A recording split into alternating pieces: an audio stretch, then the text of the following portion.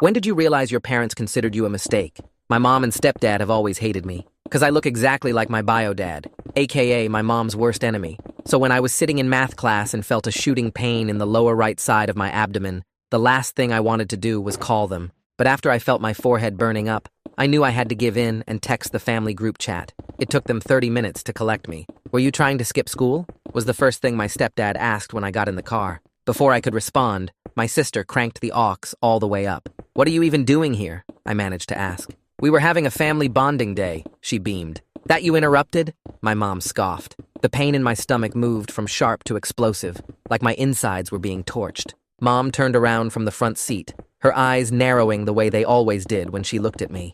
"You better not be doing this for attention." My skin was gray, drenched in sweat that wouldn't stop pouring. Every bump in the road sent lightning through my abdomen. That's when I started throwing up. Mark handed back a grocery bag without even looking, like he'd been expecting it. "My gosh," he muttered. "Your father used to pull this same dramatic BS." That's when Kendra's phone beeped with an alert. Her phone was on 5%. "My phone is dying!" she wailed. This wasn't just regular upset. It was that calculated crying she'd perfected since she was 6. "Josh is gonna FaceTime me in literally 20 minutes, and he'll think I'm ignoring him, and then he'll ask that girl from chemistry to homecoming instead of me."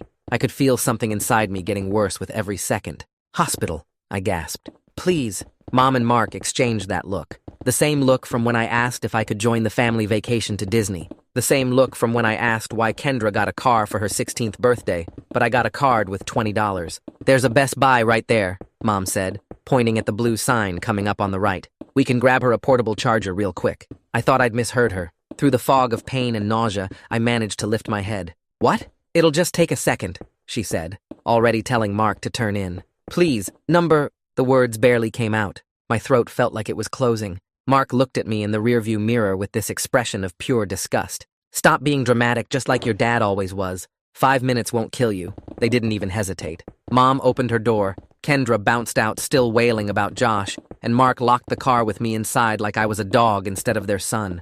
The pain had changed from sharp to something else, like pressure building up with nowhere to go. That's when I felt it, like a water balloon popping inside me. But instead of relief, there was just wrongness. Fire spread through my belly, up into my chest. I knew what had happened. Even at 16, even without medical training, your body tells you when something has ruptured, when something that's supposed to be contained isn't anymore. I tried to call an ambulance, but my hand wouldn't hold still to type in the numbers. Through the shop window, I could see Mom holding 2 different chargers, comparing them. Kendra was looking at phone cases. Mark was checking his watch, not because he was worried about me, but because the game started at 4. The last thing I heard before blacking out was the car door opening. "Mark, is he breathing?" Mom checked. "Yeah, but we have to go now." Kendra, "But I haven't charged my phone yet." I woke up 3 days later in the ICU. Through the haze of medications, I could hear my mom's voice in the hallway, that fake, concerned tone she used at parent-teacher conferences. "We rushed here the second we realized something was wrong,"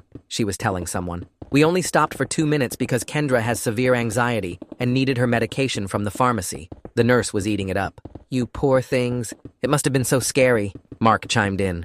"We've been here every day. Haven't left his side." That's when I knew. If I wanted justice, I'd have to get it myself. And I knew exactly how to do it. I opened our family group chat and typed, "Thank you for saving my life, Mom." Then I hit send on something else. The message wasn't to my family. It was to my bio dad, whose number I'd found in Mom's old phone 6 months ago and saved under a fake contact name just in case. My fingers shook as I typed on the screen, each word harder than the last, because the pain meds were already pulling me back under. I almost died because Mom wouldn't take me to the hospital. "I'm in ICU. Please help." I hit send and watched the message turn blue before my eyes got too heavy to keep open. The phone slipped from my hand onto the blanket, and everything went dark again. When I woke up, the room was dim, just one light over the sink, glowing yellow. A guy in dark blue scrubs stood next to my bed doing something with the machines. He had kind eyes and a name tag that said Ty. He noticed me staring and smiled a little. "Hey, you're awake. How are you feeling?" Most people ask that as a greeting, not expecting a real answer.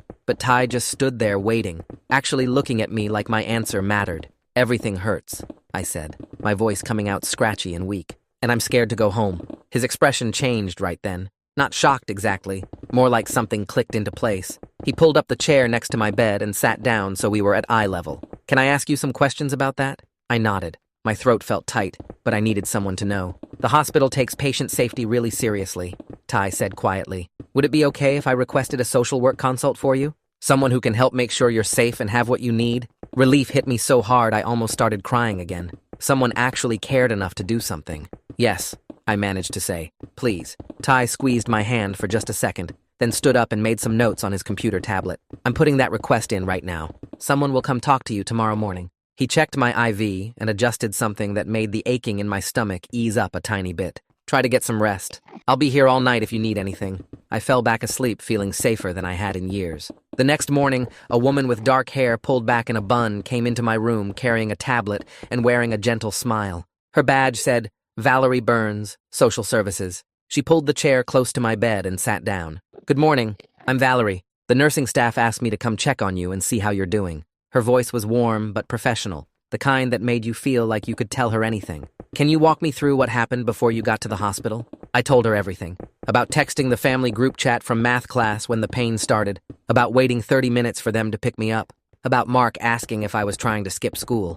About Kendra's phone dying and Mom deciding to stop at Best Buy for a charger while I was throwing up in the back seat. About them locking me in the car while they shopped. About feeling my appendix rupture and not being able to call for help. Valerie's face stayed calm and kind the whole time, but her fingers moved fast across her tablet, taking notes on everything I said. When I finished, she looked up at me with those kind eyes. The medical team documented your condition when you arrived. You had critical sepsis from a ruptured appendix, which means there was a significant delay in getting you treatment. She paused, then asked the question that mattered most. Do you feel safe going home? I wanted to say no so badly it hurt worse than my incision, but I also knew what happened to kids who said they weren't safe at home. Foster care, maybe, or forced family therapy where Mom would blame me for everything. I don't know, I said finally, which was at least honest. Valerie nodded like that answer told her everything she needed. This information will be part of my assessment. I'll be working with your medical team, and we'll figure out the best plan for you. She stood up, but left her business card on the table next to my bed. If you need anything or remember something else you want to tell me, you can call that number anytime. After she left, I picked up my phone to check the time. That's when I saw the notification. A text from the contact I'd saved as Dave from the school, but was really my bio dad. I'm driving there now. 2 states away, but I'll be there by tomorrow morning. Are you okay? Please tell me you're okay. I started crying before I could stop myself. Someone who barely knew me, who Mom had kept away from me my whole life, was dropping everything and driving through the night to get to me. Meanwhile, my own mother was probably at home watching her cooking shows and complaining about how I'd ruined her week. The tears kept coming and I couldn't make them stop. A different nurse came in to check on me and asked if I was in pain. I just shook my head, because how could I explain that these were relief tears, the kind that come when you realize you're not as alone as you thought you were. That afternoon, I heard Mom's voice in the hallway before I saw her, that fake sweet tone she used with teachers and doctors, the one that made everyone think she was Mother of the Year. Mark's deeper voice rumbled something I couldn't make out. Then they walked in with Kendra trailing behind them, her eyes on her phone like always. Mom had her concerned parent face on, eyebrows drawn together and mouth turned down. But the second she saw Valerie's business card sitting on my bedside table, her whole expression changed. Her eyes went hard and her jaw got tight. She picked up the card and read it, then looked at me with that expression I knew too well, the one that said I'd done something wrong just by existing. What's this about? Her voice came out sharp despite her trying to sound casual. Mark stood behind her with his arms crossed, already looking annoyed. I kept my face neutral and my voice even. A social worker is helping coordinate my discharge care, making sure I have what I need when I leave the hospital. It wasn't a lie, just not the whole truth. Mark's jaw clenched and a muscle jumped in his cheek. Mom's eyes narrowed, but she couldn't make a scene because a nurse walked past right then, glancing into the room. She forced a smile and sat down in the chair Valerie had used earlier. Well, that's nice of them. We just want to make sure you're taken care of. Kendra hadn't looked up from her phone once. She stood near the door like she wanted to be anywhere else, her thumb scrolling and scrolling. I wondered if Josh ever called her for that FaceTime, or if she'd been worried about nothing while I was literally dying in a parking lot. Dr. Angelo Burns came in during what Mom called evening visiting hours, even though I hadn't asked them to visit at all. He was the surgeon who'd operated on me, tall with gray at his temples and tired eyes that had probably seen too many emergency cases. He pulled up my chart on the computer and started reviewing my recovery progress, talking mostly to himself while he read. Then he said something that made the whole room go still. The surgical notes indicate your appendix had been ruptured for at least 2 hours before you arrived at the hospital. He looked up from the screen, his gaze moving between me and my parents. "How long were you experiencing symptoms before you came in?" This was it. The moment I'd been waiting for since I woke up and heard Mom lying to the nurses in the hallway. I kept my voice calm and clear, making sure every word came out right. I texted them from the school when the pain started. It took 30 minutes for them to pick me up. Then I asked to go to the hospital, but we stopped at Best Buy first, so Kendra could get a phone charger. They locked me in the car while they shopped. That's when my appendix ruptured. I watched Mom's face while I talked, saw the color drain out of it, then come flooding back red and angry. Mark's hands balled into fists at his sides. Kendra finally looked up from her phone, her eyes wide. Dr. Burns's expression stayed professionally neutral, but something shifted in his eyes. He made additional notes in my chart, his fingers clicking on the keyboard for a long time. "I'll be coordinating with social services regarding your case," he said, still typing. Then he left without saying anything else to my parents. The silence after he walked out felt like a living thing, heavy and dangerous. Mom opened her mouth like she was going to say something, but another nurse came in to check my vitals. Mark grabbed Mom's arm and pulled her toward the door, muttering something about getting coffee. Kendra followed them without a word, but right before she left, she glanced back at me. For just a second, her face looked different. Guilty, maybe, or scared. Then she was gone, and I was alone again with the machines beeping and my heart pounding, and the knowledge that I'd just set something in motion that couldn't be stopped. The machines beeped their steady rhythm while I stared at the ceiling tiles and counted the tiny holes in each square. My whole body felt heavy from the medications dripping through my IV, but my brain wouldn't shut off. Around 9 that evening, Ty came back on duty and stopped by my room to check my vitals. He moved quietly around the bed, adjusting things and writing notes on his tablet. When he finished, he pulled up the chair Valerie had used earlier and sat down like he had something important to say. He told me that he'd talked to the other nurses and the doctors, and they'd all put notes in my file about the delay getting me to the hospital. He said the emergency room staff had documented my condition when I arrived, how bad the infection was, how close I'd come to dying. His voice stayed calm and professional, but his eyes looked sad when he said multiple people were worried about what happened to me. He explained that in cases like mine, where there were questions about how a kid got hurt, the hospital staff paid attention and wrote everything down. Then he said something that made my throat tight. He told me I had people looking out for me now, people who cared about making sure I stayed safe. He said that mattered more than I probably realized, and he squeezed my shoulder gently before heading back to the nurse's station. I didn't sleep much that night. Every time I closed my eyes, I saw Mom comparing phone chargers while my appendix ruptured. I kept checking my phone to see if Biodad had responded again, but there was nothing new. Part of me wondered if he'd actually come, or if he'd decide I wasn't worth the trouble, just like Mom always said. Morning came slowly, the sky outside my window turning from black to gray to pale blue. Around 7, a nurse brought me breakfast that I couldn't eat because my stomach was still messed up from the surgery. I was picking at some plain toast when I heard voices in the hallway, and then the door opened. The man who walked in was tall, maybe 6'2", with dark hair that had some gray at the sides. He looked exhausted, like he'd been driving all night without stopping and his clothes were wrinkled. But his face was like looking in a mirror 20 years from now. Same nose, same jawline, same dark eyes that Mom always said made her sick to look at. He stopped just inside the doorway and stared at me, his eyes getting wet. Then he crossed the room in 3 long steps and hugged me carefully, his arms going around me, but avoiding all the tubes and wires. His voice cracked when he asked if I was really okay, and I couldn't answer because I was crying too hard. He smelled like coffee and the highway, and his hands were shaking when he pulled back to look at my face. He kept saying he was sorry, over and over. Sorry he hadn't been there. Sorry he hadn't known how bad things were. Sorry he'd let so much time pass. We talked for almost 2 hours straight. He pulled the chair right up next to my bed and held my hand while he explained everything. He told me about how he and Mom had met in college, how things fell apart after I was born, how she'd blamed him for everything wrong in her life. He said she'd filed for full custody and told the judge he was dangerous, that he'd hurt her. All lies that he couldn't prove were false. The court gave her custody, and he got supervised visitation once a month, but then she moved 3 states away without telling him. By the time he found out where we'd gone, she'd filed papers saying he'd abandoned me, and the new court terminated his rights. But here's the thing that made my chest feel like it was caving in. He pulled out his phone and showed me bank statements going back 16 years. Every single month, he'd sent child support payments. Not to Mom directly, but through the state system that was supposed to forward the money. Every month for my entire life, he'd been sending money that Mom told me he never paid. She'd bought Kendra a car with money that was supposed to be for me. She'd taken family vacations and left me home with money that was supposed to feed me. I stared at those bank statements and realized my whole life had been built on lies. He showed me letters too, dozens of them, that he'd sent to Mom's address asking to see me. She'd never responded to a single one. He'd hired lawyers twice to try to get visitation rights back, but without proof of the lies, the courts wouldn't help him. He said finding me had been like finding a part of himself he thought was gone forever. Valerie came back around mid-morning and asked to speak with Bio-Dad privately. They left together, and I sat alone with my thoughts for 40 minutes that felt like hours. I could hear their voices in the hallway sometimes, serious and low. When they finally came back, Bio-Dad's whole posture had changed. He stood straighter, his jaw set in this determined way that reminded me of how I'd felt when I decided to tell Dr.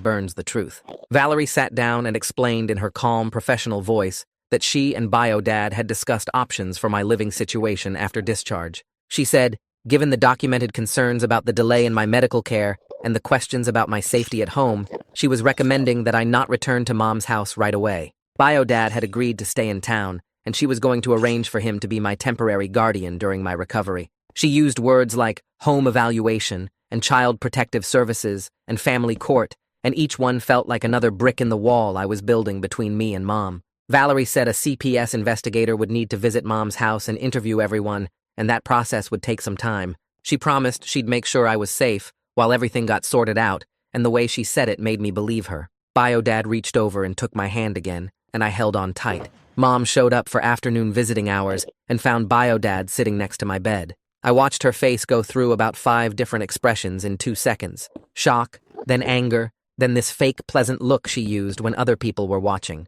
She asked what he was doing here in this sweet voice that didn't match her eyes at all. Bio-Dad stood up and said he was visiting his son, and Mom's fake pleasant expression cracked. She started yelling about how he had no rights, how he'd abandoned me, how dare he show up now. Bio-Dad's voice stayed level when he pointed out that he'd been paying child support for 16 years and had bank statements to prove it. Mom's face went red, and she screamed that he was a liar, that the courts had terminated his rights, that she'd call security. 2 security guards actually did show up then, but not to remove Bio-Dad. They asked both of them to come to a private conference room to discuss things away from patient areas. Mom looked like she wanted to argue, but the guards weren't asking. They escorted both my parents out, leaving me alone with Mark and Kendra. The silence felt thick and uncomfortable. Mark stood by the window with his arms crossed, not looking at me. Kendra stayed near the door, her thumb scrolling on her phone like always. But then she glanced up, and our eyes met for just a second. Her voice came out quiet and small when she said she was sorry. She didn't look up from her phone when she said it,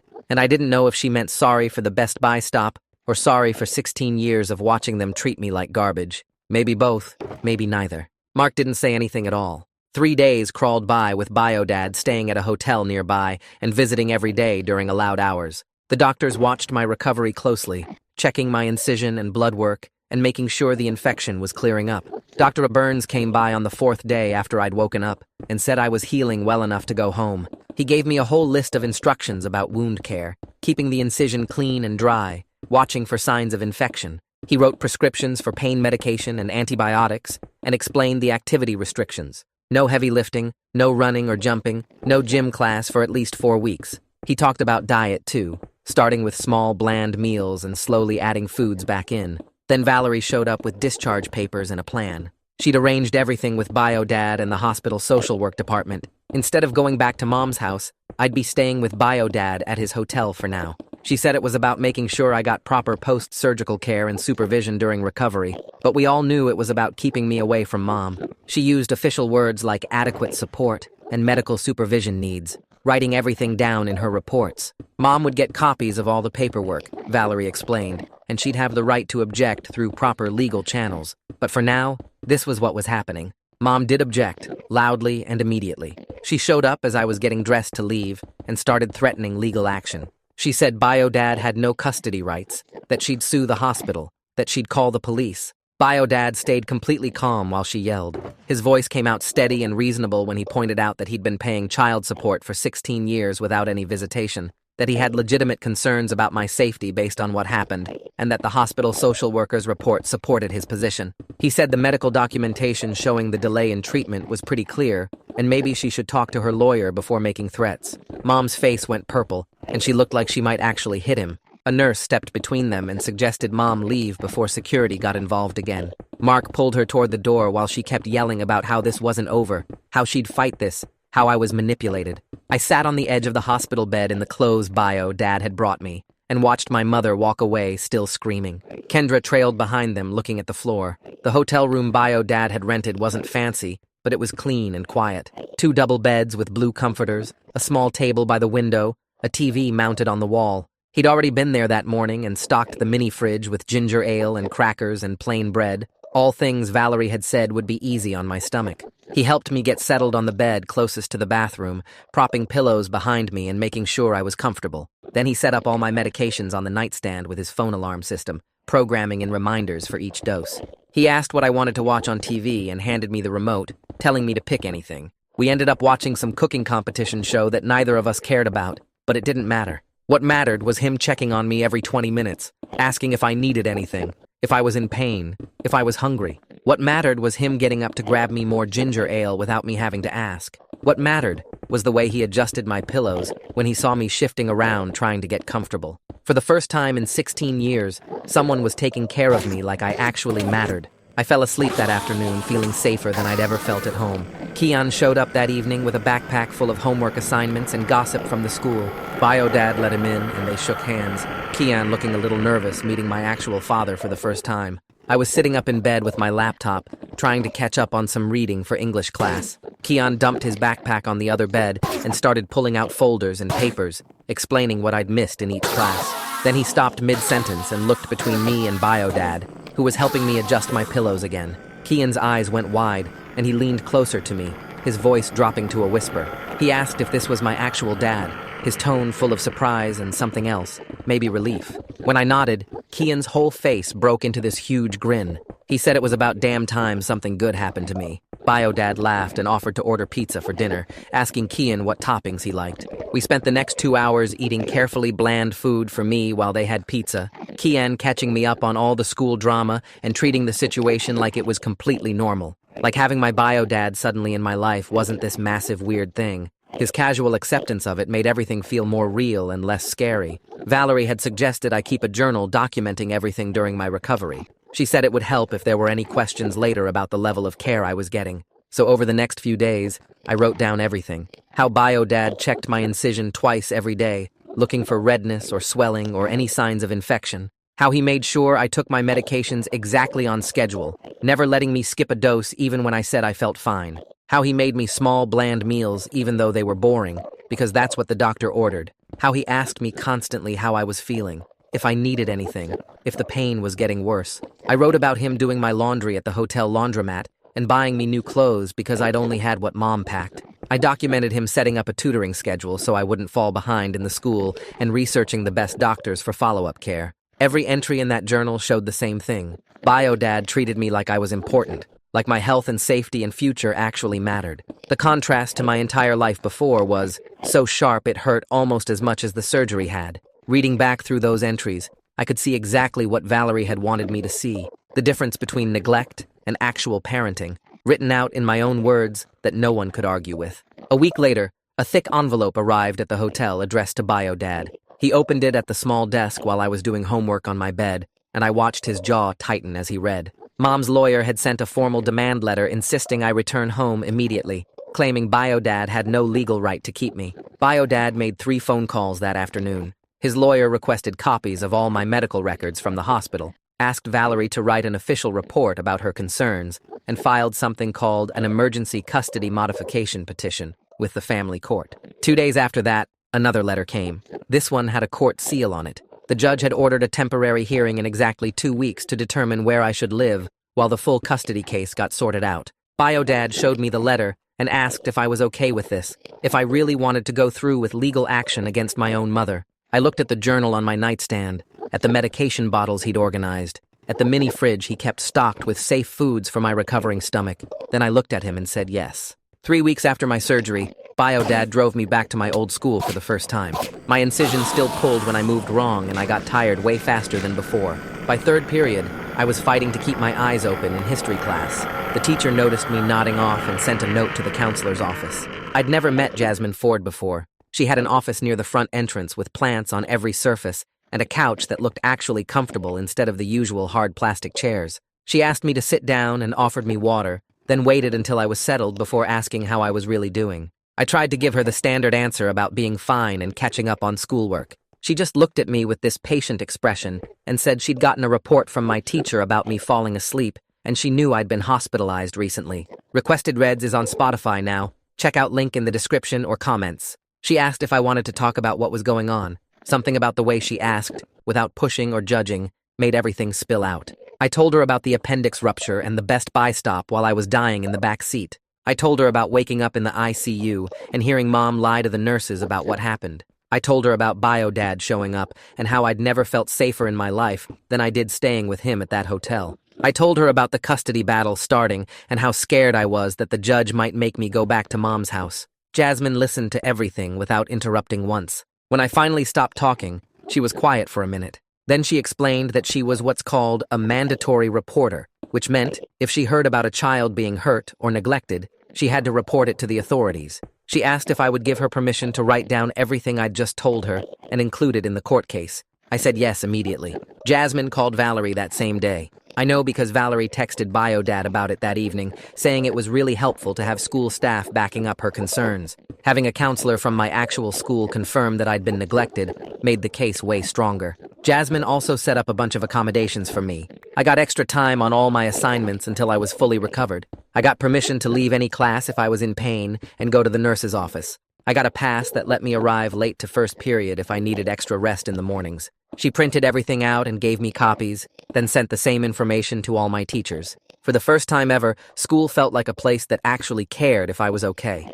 One afternoon, about a week later, I was at the hotel doing homework when someone knocked on the door. Bio Dad was out getting groceries. I looked through the peephole and saw Kendra standing in the hallway. She looked terrible. Her hair was in a messy ponytail, and she wasn't wearing makeup, which never happened. I opened the door, and she just stood there for a second before asking if she could come in. We sat on opposite beds, and she stared at her hands. Then she said she'd been thinking about the Best Buy stop constantly, like every single day since it happened. She said she kept seeing me in the back seat turning gray while she cried about her phone charging. She said she realized I could have actually died while she was looking at phone cases. She looked up at me with red eyes and asked if I hated her. I didn't know how to answer that. Part of me wanted to say yes, to make her feel as bad as I'd felt my whole life. But another part of me knew she was 17 and had been raised by the same parents who taught her that her problems mattered more than my life. I told Kendra I was angry at all of them. At her for being so selfish, at Mom for hating me, at Mark for treating me like garbage. But I also told her I understood she was just a kid who'd been raised in a really messed up environment. I said Mom and Mark had spent our entire lives teaching her that she was more important than me, so of course she believed it. That wasn't totally her fault. Kendra started crying, but it wasn't her usual fake dramatic crying. These were real tears that made her face blotchy and her nose run. She said she wanted to tell the truth about what happened if it would help my case. She said she'd testify in court about the Best Buy stop and about how Mom and Mark had always treated me differently. I just nodded because I didn't trust myself to say anything else. A few days later, Bio Dad took me to a follow-up appointment with Dr. Burns. The hospital was the same building where I'd almost died, and walking through those doors made my stomach clench. But Dr. Burns was really nice about checking my incision. He said it was healing well with no signs of infection. Then he had me step on a scale and his expression changed. He asked how much I'd weighed before the surgery. When I told him, he wrote something in my chart and said I was underweight for my height and age. He did some other checks, looking at my skin and nails and asking questions about how I'd been sleeping. Then he said I was showing signs of chronic stress and malnutrition. He added all of this to my medical file and mentioned it would be included in the reports going to the court. Bio Dad asked if there was anything specific we should do, and Dr. Burns gave us a meal plan and some vitamin supplements. He scheduled another follow-up in 6 weeks. The CPS investigator showed up at Mom's house on a Tuesday afternoon. I know because Kendra texted me right after it happened. The investigator was a woman who interviewed each family member separately in different rooms. She talked to Mom first, then Mark, then Kendra. Kendra said the investigator asked really specific questions about the day I went to the hospital. She asked exactly how long we stopped at Best Buy. She asked if they'd noticed I was seriously sick. She asked how Mom and Mark usually treated me compared to Kendra. Kendra told her everything. She described the Best Buy stop in detail, including the part where I was throwing up in the car and they still went shopping. She talked about how I got a card with $20 for my birthday while she got a car. She explained how Mom and Mark always acted like I was a burden, and she was the favorite. The investigator took notes on everything. Her report came a week later. It said I had experienced medical neglect that could have resulted in death. It said there was a clear pattern of emotional abuse and differential treatment. It recommended I not return to Mom's house. Mom called me directly for the first time since I'd left the hospital. My phone rang while I was watching TV with Bio-Dad, and her name popped up on the screen. My hand shook when I answered. Her voice was shaking too, but not with sadness. She was furious. She said I was destroying the family and turning Kendra against her. She said I was selfish and manipulative just like my father. She called me ungrateful after everything she'd done for me. She said I was going to regret this when the judge saw through my lies and sent me home. I didn't say anything back. I just hung up and blocked her number. Bio-Dad asked if I was okay. I wasn't, but I nodded anyway. The next morning, Mark sent me a text. It was long and said he was sorry for not standing up for me. He claimed he didn't realize how bad things had gotten. He said he should have taken me to the hospital right away instead of stopping at Best Buy. He said he hoped I could forgive him someday. Bio-Dad was reading over my shoulder while I stared at the message. He made this snorting sound and said, "Adults don't get credit for ignoring child abuse." He said Mark had 16 years to notice how they treated me and chose not to care until there were legal consequences. I didn't respond to the message. I just deleted it and put my phone away. The custody hearing happened 5 weeks later in a courthouse that smelled like old wood and floor cleaner. Bio-Dad and I sat at a table on the left side, while Mom, Mark, and their lawyer sat on the right. Kendra was out in the hallway waiting to testify. The judge was a woman with gray hair pulled back tight and reading glasses on a chain. She looked at me when Bio-Dad's lawyer called my name, and I walked up to the witness stand on shaky legs. My incision still pulled when I moved too fast. The lawyer asked me to describe what happened the day I went to the hospital, and I told her everything. The shooting pain in math class, texting the family group chat, waiting 30 minutes for pickup, throwing up in the car, asking to go to the hospital, Mom and Mark deciding to stop at Best Buy instead, being locked in the car while they shopped for a phone charger, feeling my appendix rupture while I watched them through the store window comparing products, blacking out, waking up 3 days later in the ICU. The lawyer asked how my family usually treated me compared to Kendra, and I explained the differential treatment. The Disney vacation I wasn't invited to, the car Kendra got for her 16th birthday while I got a card with $20, how Mom always looked at me with this expression like I disgusted her, how Mark called me dramatic whenever I was sick or hurt. The judge took notes and asked me directly if I felt safe with Bio-Dad. I said yes, without hesitating. She asked if I wanted to go back to Mom's house, and I said no.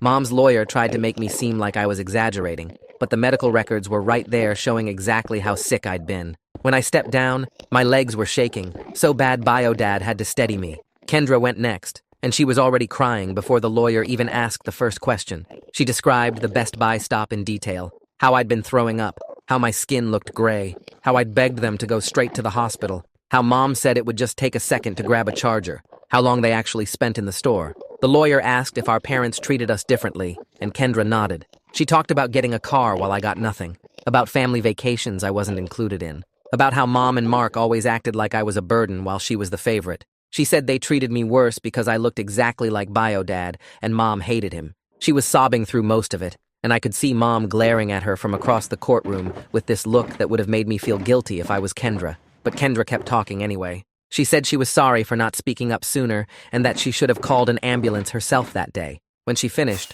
Mom's lawyer tried to make it seem like Kendra was just a dramatic teenager, but the judge looked skeptical. Dr. Burns testified after lunch. He brought my medical file and explained my condition when I arrived at the emergency room. Critical sepsis from a ruptured appendix, severe dehydration, dangerously high fever, blood pressure dropping. He said another 30 minutes of delay could have been fatal. The lawyer asked how long my appendix had been ruptured before I got to the hospital, and he said at least 2 hours based on the level of infection. He described the emergency surgery and the 3 days I spent in a coma. Then he talked about the implications of the treatment delay. He said stopping for a phone charger when a child is showing clear signs of a medical emergency demonstrated reckless disregard for my welfare. Mom's lawyer tried to argue that they didn't know how serious it was, but Dr. Burns shut that down. He said I was vomiting, sweating, gray, and in obvious severe pain. Any reasonable adult would have gone straight to the hospital. The judge asked if there was any medical justification for the delay, and Dr. Burns said absolutely not. Valerie testified next and brought a thick folder of documentation. She explained that hospital staff had raised concerns about my family's behavior during my ICU stay, how Mom and Mark lied about being there constantly when they actually only visited twice, how they lied about the pharmacy stop, how I'd expressed fear about going home. She described the contrast between Mom's household and Bio-Dad's care during my recovery. Bio-dad had followed all medical instructions perfectly. He checked my incision twice daily, made sure I took medications on schedule, kept detailed records of my symptoms and healing progress, brought me to every follow-up appointment. She said I'd gained weight, and my stress markers had improved significantly since leaving Mom's house. The lawyer asked about her professional assessment, and Valerie said clearly that I had experienced medical neglect that endangered my life and ongoing emotional abuse through differential treatment. She recommended I not return to Mom's household. Mom's lawyer stood up and tried to argue this was just one mistake, an isolated incident of poor judgment under stress, not a pattern of abuse. But Bio-dad's lawyer pulled out the accumulated evidence. Medical records showing I was underweight and malnourished. School counselor reports about my deteriorating condition. Social work documentation of the differential treatment. Even Kendra's testimony about years of favoritism. The judge reviewed everything silently for what felt like forever. Then she spoke. She said the evidence painted a clear picture of ongoing neglect and that the Best Buy incident was just the most dramatic example. She granted Bio-dad temporary custody for 6 months with supervised visitation for Mom. She ordered family therapy for Mom, Mark, and Kendra, individual therapy for me, another hearing in 6 months to review the situation. Mom stood up so fast her chair scraped loud against the floor. She walked out without looking at me, and Mark followed right behind her. Kendra stayed sitting for a minute, looking lost before getting up slowly. Bio-dad squeezed my shoulder, and I realized I was crying, but not sad crying, relief crying. That weekend, Bio-dad and I loaded my stuff into his car and drove 2 states away to his house. It took 6 hours, and we stopped twice for food and bathroom breaks. When we pulled into the driveway, I saw a small 3-bedroom ranch with white siding and a big yard. Bio-dad led me inside and down the hallway to the 3rd bedroom. He opened the door, and I just stood there staring. There was a new bed with a blue comforter, a desk with a lamp and a cup full of pens, a bookshelf already assembled against one wall, curtains on the window, a rug on the floor. Everything was new and clean and set up specifically for me. No one had ever made space for me like this before. I started crying again, and Bio-dad hugged me. He said this was my room, and I could decorate it however I wanted. Make it mine. I couldn't even talk. I just nodded against his shoulder. Starting at a new school 6 weeks into the semester was weird. Everyone already had their friend groups and inside jokes, and I was just the random new kid who showed up in October. But I didn't care. I was so relieved to be away from my old life that the awkwardness didn't bother me. Kian and I texted every day, and he sent me pictures of what was happening at our old school. He promised to visit during spring break. My teachers were all really understanding about my situation. The principal had told them I was recovering from major surgery and dealing with a family situation, so they gave me extensions on assignments and let me leave class if I needed to. Nobody asked too many questions. I started therapy the 2nd week at my new school. Bio-dad found a counselor who worked specifically with family trauma cases. Her office was in a building downtown and had comfortable chairs and tissues on every table. She asked me to tell her my story, and I did. All of it. The years of being treated like I didn't matter. The appendix rupture. The Best Buy stop. Everything. She listened without interrupting, and then said something that hit me hard. She said my mother's issues with Bio-dad were never my fault. That I didn't deserve to be punished for looking like him. That the neglect I experienced was abuse, even if it wasn't physical. We met every week, and she gave me tools for processing the anger and hurt. It was hard work. Some sessions I left feeling worse than when I arrived. But slowly, I started feeling less angry and more at peace. Like maybe I could actually move forward instead of staying stuck in all the bad years. Bio-dad signed us up for family therapy too.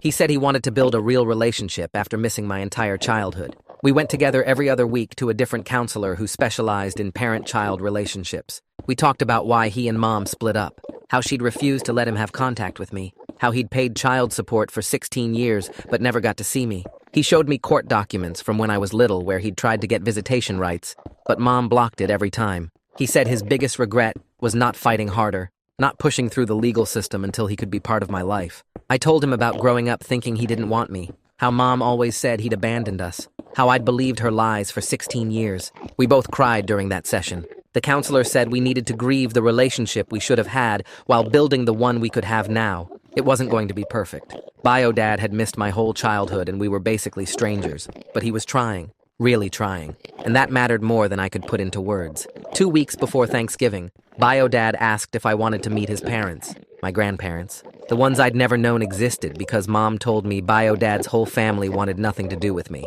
I said yes before I could overthink it. They drove down from 3 hours away on Thanksgiving morning. and when they pulled into the driveway, I watched from the window as an older couple got out of a blue sedan. My grandmother had gray hair and glasses, and she was crying before she even reached the front door. My grandfather was tall like Bio-Dad and me, with the same dark hair going silver at the edges. Bio-Dad opened the door, and my grandmother pulled me into a hug so tight I could barely breathe. She kept saying my name over and over and touching my face like she needed to make sure I was real. My grandfather hugged me next, and his hands were shaking.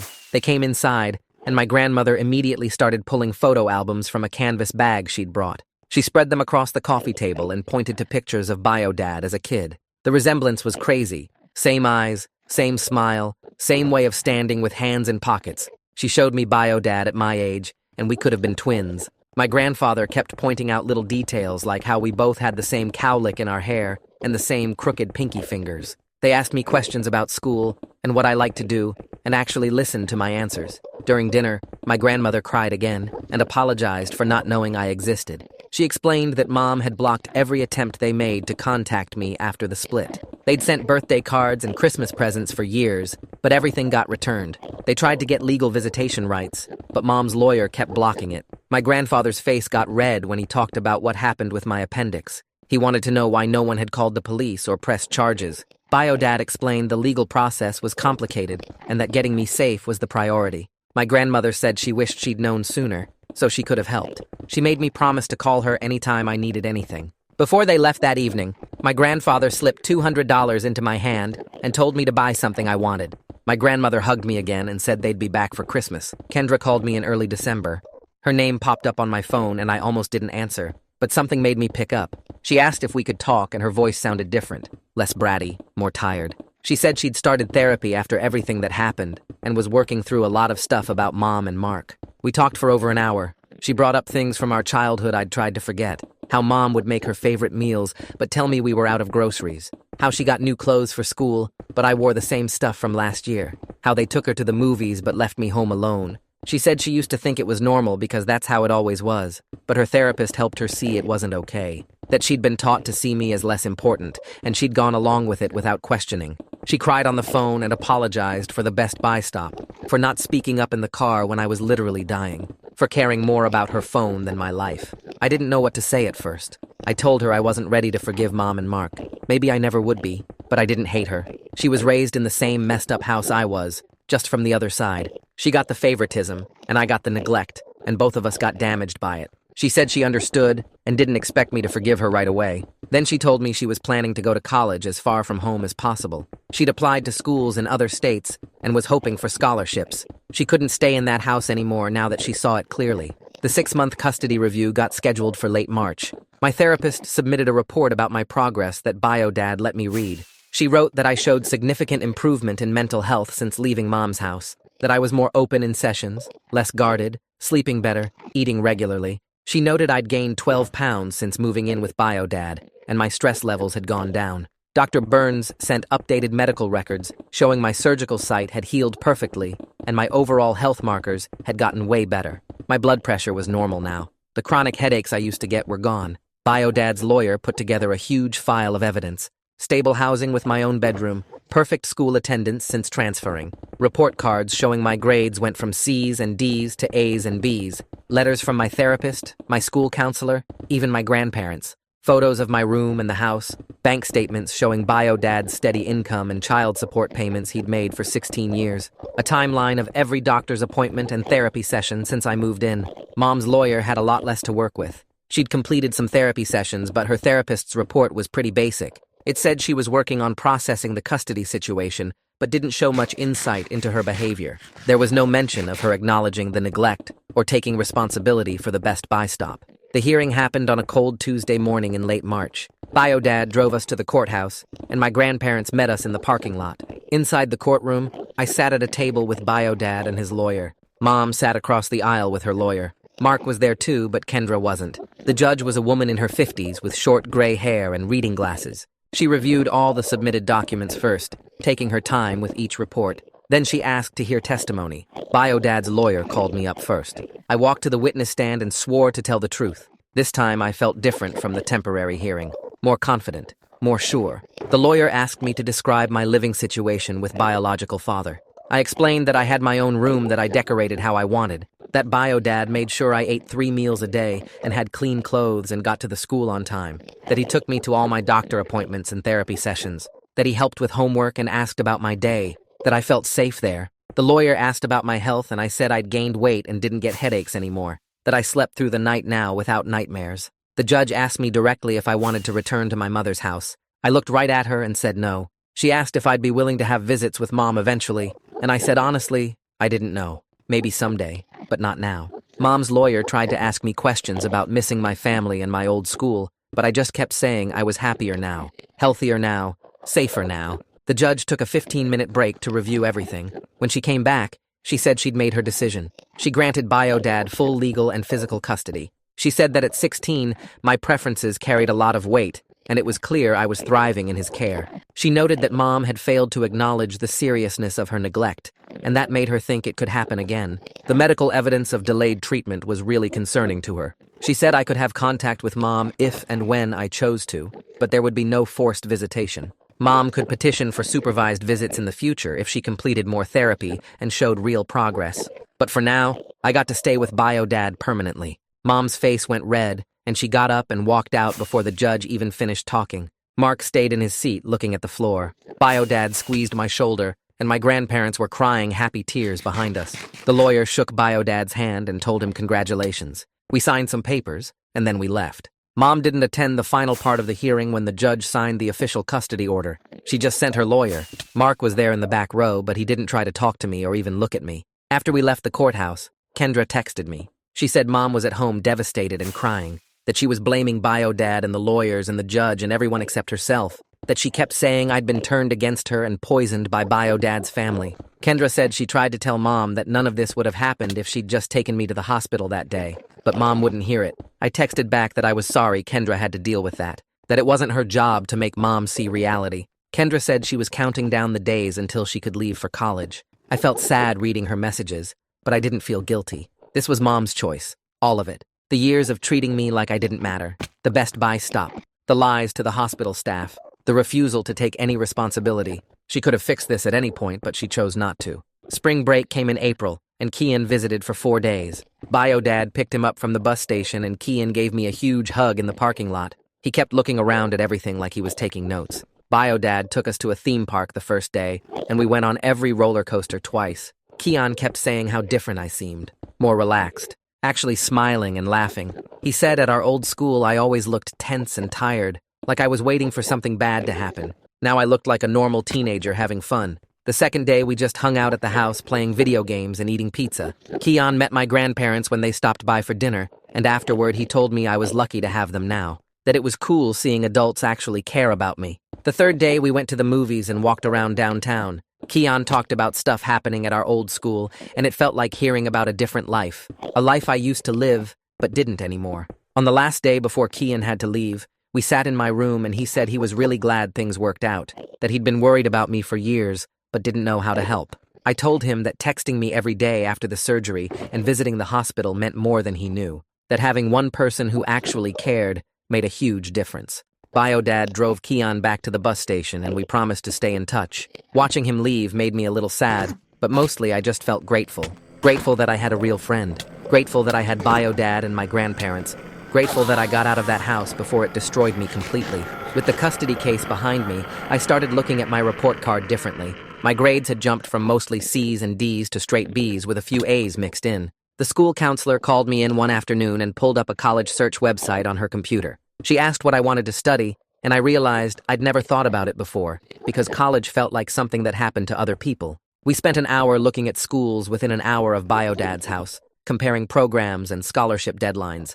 She printed out a list of 10 possibilities and said we'd work on applications together starting in fall. The email from Jasmine Ford came on a Tuesday morning before school. She wrote that she was glad the court case ended with me somewhere safe. She said she'd presented my situation at a district-wide training about recognizing family neglect and taking student reports seriously. Reading that made something shift in my chest. The worst thing that ever happened to me might actually help another kid someday. I wrote back thanking her for believing me when it mattered most. Summer hit in late May, and I needed something to do besides sitting around bio dad's house. He helped me put together a resume, even though I'd never had a real job before. The bookstore downtown had a help wanted sign in the window. The manager hired me on the spot to work the register and restock shelves 4 days a week. My coworkers were mostly college students home for summer. They invited me to their movie nights and park hangouts. I was building actual friendships with people who didn't know anything about my past, unless I chose to tell them. Kendra's graduation happened in early June. She texted me a photo of herself in her cap and gown standing between Mom and Mark. Then she sent another message saying she got accepted to a state university 8 hours away from their house. Her voice sounded different on the phone when she called that night. Lighter somehow. She asked if she could visit me and Bio Dad before college started in August. I said yes without checking with him first because I knew he wouldn't mind. The letter came through Mom's lawyer in mid-June. It was formal and carefully worded, asking if I would consider meeting her for coffee with a therapist present to facilitate conversation. Bio Dad handed it to me without commentary and said the choice was completely mine. I sat with it for 3 days before bringing it up in my therapy session. My therapist asked what I hoped to gain from seeing Mom, and I couldn't come up with an answer. I wrote back through Bio Dad's lawyer that I wasn't ready and might never be. Kendra showed up on a Saturday in late July with 2 suitcases and a nervous smile. Bio Dad shook her hand at the door and invited her in like she was any normal guest. They sat in the living room while I made sandwiches in the kitchen. I could hear them talking about the custody case. Kendra's voice cracked when she apologized for all the years she went along with how Mom treated me. Bio Dad told her she was just a kid too and shouldn't carry guilt for her parents' choices. When I brought the food out, Kendra's eyes were red, but she looked calmer than I'd seen her in months. The camping trip happened the second week of August. Bio Dad loaded up his truck with tents and sleeping bags and drove us 3 hours north to meet my grandparents at a state park. We set up camp near a lake and spent 2 days swimming and hiking. That second night around the campfire, my grandfather started telling stories about Bio Dad's childhood. He said I got my stubborn streak from both sides of the family. Then he looked at me seriously and said that stubbornness saved my life because I refused to let Mom's neglect get swept under the rug like it was nothing. My grandmother squeezed my hand and said she wished she'd known about me sooner, but was grateful for every day moving forward. Senior year started the Tuesday after Labor Day. I walked into school with actual confidence for the first time ever. My schedule was packed with classes I'd chosen myself, instead of whatever fit around Kendra's activities. I made the honor roll first quarter, and my teachers started writing college recommendation letters. My therapist noticed the change during our October session. She said I'd made remarkable progress over the past year and asked if I wanted to reduce our meetings from weekly to every other week. I agreed, because I was genuinely happy most days, instead of just surviving. Kendra called from her dorm room in late September. She said college was harder than high school, but better, because nobody there knew her as Mom's perfect daughter. She'd started seeing a campus therapist twice a week. Then she asked if we could be real siblings now without our parents' dysfunction wedged between us. I told her we could try to, that I meant it. She said that was enough for now. The college acceptance letters started arriving in March. I got into 3 schools near Bio Dad with decent financial aid packages. One offered enough scholarship money that I'd only need to take out small loans.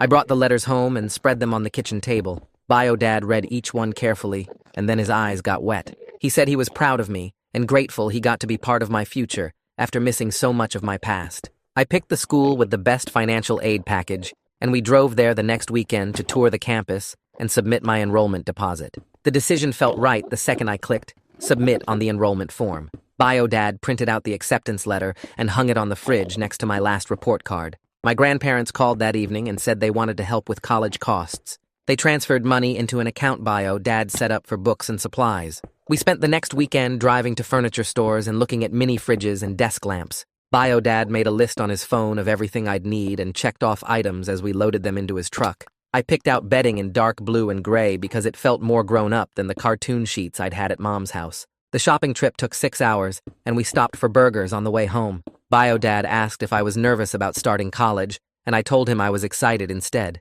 He smiled and said that was exactly how it should feel. Graduation day arrived on a Saturday in late May. I woke up early and put on the cap and gown that had been hanging in my closet for 2 weeks. Bio Dad drove me to the school, and we met my grandparents in the parking lot. Kendra showed up 20 minutes later looking tired from her drive. Kian found us in the crowd and gave me a fist bump before heading to sit with his family. The ceremony started at 10, and I sat with my class in folding chairs on the football field. When they called my name, I walked across the stage and shook the principal's hand. I could hear Kian yelling from the bleachers and saw Bio Dad standing up to take pictures. Mom and Mark weren't there because I never sent them an invitation. I didn't feel bad about it. This day belonged to the people who actually showed up for me. After the ceremony, we took photos by the school sign and went out for lunch at a steakhouse. My grandmother kept touching my arm like she needed to make sure I was real. Summer started the Monday after graduation, and I got hired at a bookstore near Bio Dad's house. I worked 40 hours a week shelving books and running the register. The paychecks went into my college account, and I watched the balance grow every 2 weeks. On weekends, Bio Dad and I fell into routines that felt normal instead of forced. Friday nights, we ordered pizza and watched movies on the couch. Sunday mornings, he made pancakes with chocolate chips, and we ate them while reading the newspaper. Most evenings, we took his dog for walks around the neighborhood. These simple things meant more than any big gesture because they were consistent and real. Moving day came on a humid August morning. Bio Dad loaded boxes into his truck while I did a final check of my room. We drove 40 minutes to campus and parked outside my dorm building. It took 3 trips to carry everything upstairs to my room on the 2nd floor. Bio Dad helped me set up the bed and arrange my desk by the window. When everything was unpacked, he stood in the doorway looking around. He hugged me and said he was sorry for missing so many years, but grateful for every day moving forward. I told him he saved my life by showing up at that hospital. We both knew it was true. I finally had a real family and a future worth living for. That's my side of the story. Now I want to hear yours, because everyone sees things differently. Drop your thoughts in the comments. I'll be reading through them later.